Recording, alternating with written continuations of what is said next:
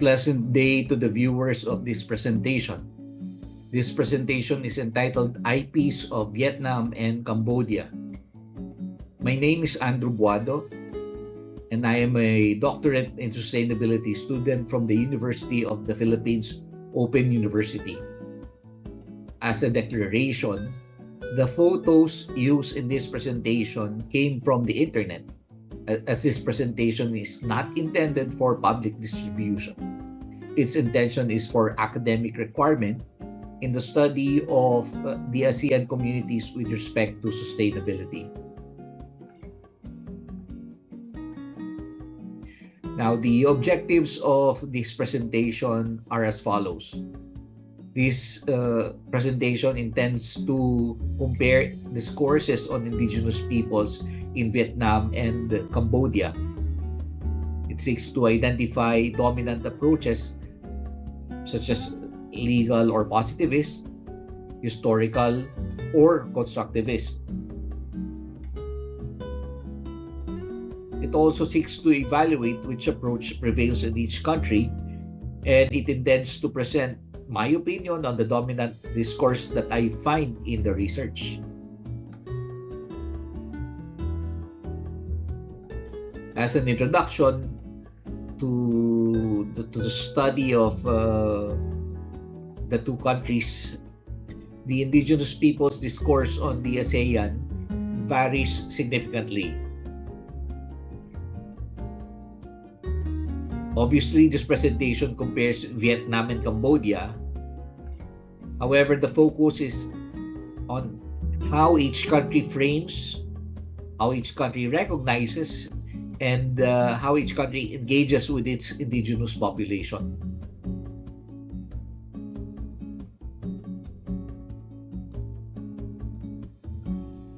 As an overview on Vietnam, there are 53 ethnic minorities that are recognized in Vietnam.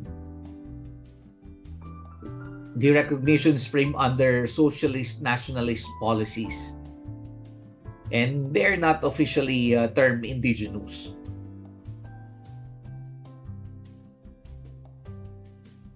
As to the government approach, it is highly centralized and development programs are approached top-down. The legal or positivist discourse dominates, and the ethnic identity is state-defined and state-managed. On land and cultural issues, their customary land rights are not formally recognized. There is land dispossession due to infrastructure and agricultural projects. The cultural initiatives are tokenistic, and there's limited indigenous autonomy and political participation. As an overview on Cambodia, there are 24 indigenous groups legally recognized, and they're concentrated in provinces like Ratanakiri and Mondulkiri. As to the legal framework, the legal recognition is based on the 2001 Land Law and the 2009 Sub-Decree on Indigenous Land Registration. It embraces historical and constructivist approaches. As to practice versus policy, the implementation is hindered by bureaucratic hurdles, weak institutional capacity, and economic land concessions. And there are emerging discourses like the civil society and grassroots movements are advancing constructivist views. Well, their emphases are on self-identification, cultural continuity, and community-based governance. Now, to compare Vietnam and Cambodia with regards to recognition, in Vietnam, it's legal minorities, not indigenous. In Cambodia, it's explicit legal recognition. As to legal approach,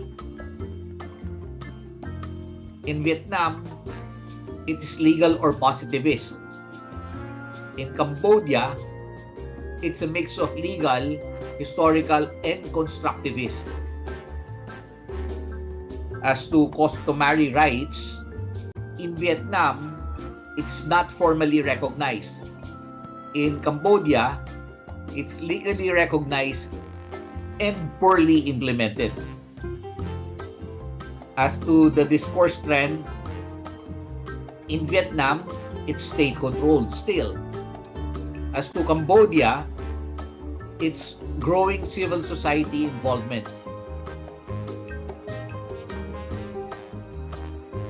As to the final analysis, Vietnam is still of legal or positivist discourse. IP identity is state managed. Cambodia is open to constructivist approaches but constrained by governance issues. Now, as to my conclusion on this, in my opinion, Vietnam continues to be dominated by a legal or positivist discourse that reduces indigenous identity to administrative categories that is managed by the state. Indigenous peoples are limited in their ability to participate in decisions affecting their lives when customary law and historical autonomy are not recognized meaningfully. Conversely, Cambodia presents a potential for more inclusive and constructivist discourse, though it's still hindered by weak governance and economic interests. Although both countries maintain strong elements of legal positivism, Cambodia is more open to the possibility of indigenous self-definition and governance, which are integral to the constructivist approach. The comparative lens highlights how the dominant approach to indigenous identity shapes not only recognition, but also lived realities and politics. Thank you, and I hope that I have shared with you the differences on the discourses of the IPs in Vietnam and Cambodia. Have a blessed day, everyone.